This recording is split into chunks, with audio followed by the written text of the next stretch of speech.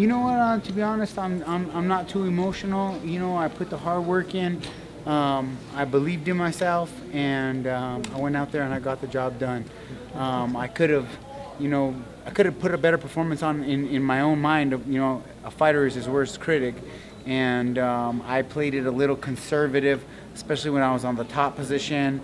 And I just knew he was a dangerous opponent, very well-versed veteran who had some sneaky tricks up in his book, and I had to be careful. And I really was in a dangerous position in my career where I couldn't afford another loss, so I had to play it a little conservative. And the next fight will definitely be a little more action-packed. I promise you that.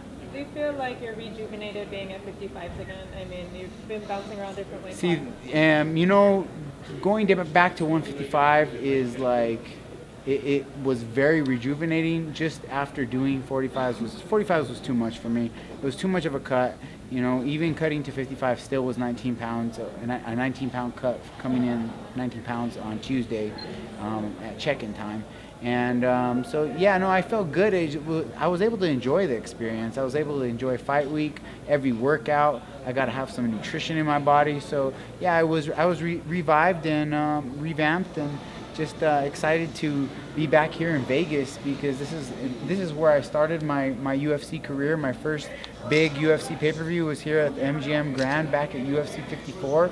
So it feels like forever, but it's good to be back, and I'm just excited to be back in the W column. And on the positive side, I have no injuries coming out of the fight, no cuts, no stitches, no broken bones, no nothing. So that means I can get straight back to training camp, go help out my teammate BJ Penn, get ready for his comeback, and just get back to work. What's it like having BJ Penn in your camp? It's amazing, man, because we were always friends, but we never would train together because we're like, oh, we're gonna fight one day, so we better not train together. And when he decided to come to Greg's, I was the one who I think sealed the envelope when it came to him fully committing to moving his life to Albuquerque for a while to go at it again. And so he's my boy, and he helped me for this one. I'm going to help him for his fight, and it's just a different dynamic that we have because we went to war against each other. We have a tremendous amount of respect for each other, and he understands and I understand the ups and the downs of mixed martial arts, and we're both relatively in the older age group, so it's like, come on, man, let's motivate each other, let's lift each other up, let's believe. You believe, I believe in you, you believe in me, let's do this together. This was your 17th career win in the UFC by decision. I don't know if you know this, but that's actually a UFC record. Oh, wow. Yeah. Well, hey, there you go, making history. Try to be the first one to win in 4 divisions. Didn't go my way, but yeah, I'm pretty sure I'm not going down 45 again. But how does that make you feel, though, knowing that you've had all these fights where they have gone the distance and you're still coming out on top? It's quite the feat, I would say. You know what? It is, because this organization is what makes it such a feat, because it is the best organization in the world. It is the best fighters in the world, and even some of the best, even like Fabricio Werdum, he's been gone, and he got cut and had to go and other places, and there's been a lot of other fighters. Vitor Belfort, he took his route to Japan. BJ, a lot of the greats have came to UFC and left UFC and came back to UFC. But I'm probably the longest staying veteran that actually stayed and made it and was never released from the company. Absolutely. Is there anyone you want to fight next? You're back at 55. There's lots of options. You fought so many guys in this division already. Is there anyone you have on your mind? You know what? There is. I do like the Joe Lozon fight. We both they made it a couple years back in November. He got injured, I got injured, and we didn't get to do the fight. But the fans really loved that fight, so that's a fight probably that I think is more than likely going to happen. He wants to fight, I want to fight, and he was going to fight me here on this card, but his hand was broken. So we'll see. Maybe Jim Miller, maybe Gilbert Melendez too. There's so many good 155-pounders out there, and a lot of big names. We'll see what happens. You had a good experience with the crowd in Monterrey, Diego. That fight with Joe Lawson a couple of years ago was going to happen in Mexico City on their first UFC card there. The UFC will probably return to Mexico City later this year. Would you like to have the Joe Lawson fight in Mexico City, where it was signed first?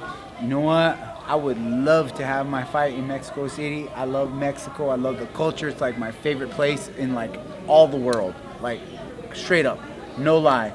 Best food, best tequila. I love Mexico. But the taxes were a little rough out there, and so I'm gonna try to stay home here in America, stay home in Vegas if I can. But you know what? Like I said though, if the UFC needs me, I'm there. I'm a company man, and I'm here to fight for the company and the organization. What about fighting in Canada? You've never fought there in your career. We got some awesome fans up there in the Great White North. What do you think about fighting up there? That would be a dream come true. I actually, when my trips that I've made up to Canada, I mean, diehard, the best UFC fans that are diehard, man. Like I went up to the Expo a couple times. I was there when Jake Shields fought GSP, and you guys are great up there. I'd love to fight there. We've mentioned BJ Penn and Joe Lozon and Jim Miller and others. Is it hard for old school warriors like you guys to evolve with the sport? I mean, the sport is changing so fast. Do you feel like it's hard to stay on top and keep up with the latest trends in MMA? You know what? It is. It is hard to stay with it, but the thing is this. You know, you fight long enough, and you fight for a long enough time, and you have enough fights, you're going to run into bad luck, you're going to have a hard weight cut here, you're going to take a body shot, you're going to go into a fight with a hurt foot. You know, there's always so many variables in this sport that you can't just say, oh, the guy's not evolving here, the guy's not evolving there. And sometimes the guy's trying to evolve here so much, like for me, for instance, training, striking so much, getting away from my wrestling, getting away from my grappling. It's a give-take in this sport, and guys are going to have their good strides, guys are going to have their low strides, and it's going to be ups and downs, and that's how this sport goes. But you know, I think as long as you can maintain health, number one, and stay healthy and take good care of yourself and continue to train with the best in the world. You know, like I think that the big, huge difference in the fight with me and Jim Miller tonight was Jim Miller, he trains with his brother and some guys out of his own gym in New Jersey and makes trips to go train here and there with different good guys. But me, I have the best training team in the world, and that means I have the best kickboxers, I have the best wrestlers from Dagestan, I have all these different dynamics that a normal team that, you know, is just a bunch of guys who are trying to make it on their own. You know, it really brings us in New Mexico to the next level, and you're going to see that because we just got our new facility this last year. We haven't even had it for more than like 5 months, but we're rocking hard. You're going to see Holly dominate tonight. You're going to see John make a comeback, DJ make a comeback. I'm making my comeback. And it's going to be a good year for New Mexico, for Albuquerque, and Jackson Wink Academy. What does it mean for you to be the last man standing from the first season on to the final? You could have never imagined that you'd be the only one left from there, right? You know what? I always knew I was going to be something in this sport, and I give the credit to God, because I feel like everybody's composed differently genetically. Some guys are tougher than others. You know, some guys, you know, they're made of glass, and you know their knees are blowing out every 5. You know, and you know some guys just have bad luck. I don't know, but all I know is that God made me durable. I'm made tough. I'm Sanchez tough, and I'm still around, and I'm still healthy, and I have to accredit that to also taking care of myself. You know, always, you know, doing the yoga, you know, doing the supplementation, doing the diet, doing the nutrition, staying healthy.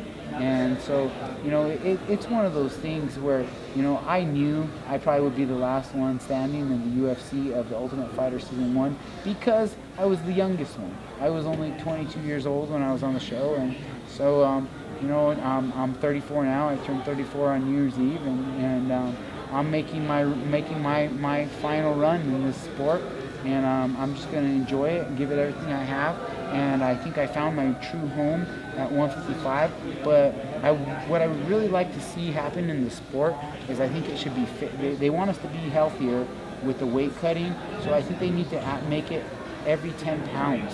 You know, because 125, 135, 145, 155, then we get the big jumps to 170 and 185. And those are the more average sized men. if you look out here, we see these men, 190, 170, 165.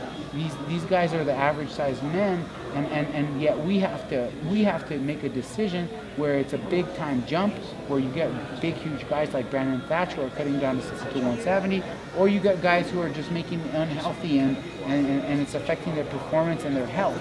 And something that I'm learning now, I work with Cerebrum Health Centers out in Dallas. They fix a lot of the NFL concussions, and it's all about balancing the right and the left hemispheres of the brain, and they do CAT scans, they do all kinds of crazy stuff. They fix people with Alzheimer's. It's really a evolving technology that they have out there. And so like I'm out there doing that, taking care of my brain health, and I'm realizing the stuff that they're teaching me, not only in diet and nutrition and stuff that you put into your body that causes inflammation in the brain, but dehydration is very, very bad for us, especially as fighters who are getting hit in the head. Dehydration is the worst thing that we could do.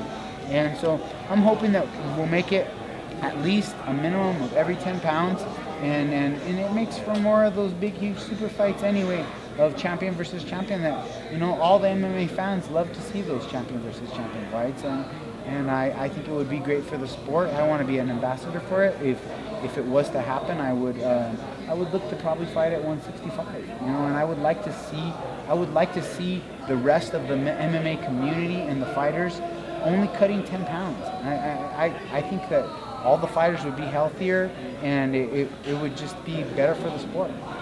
Do you think the UFC needs to adopt weight cutting changes like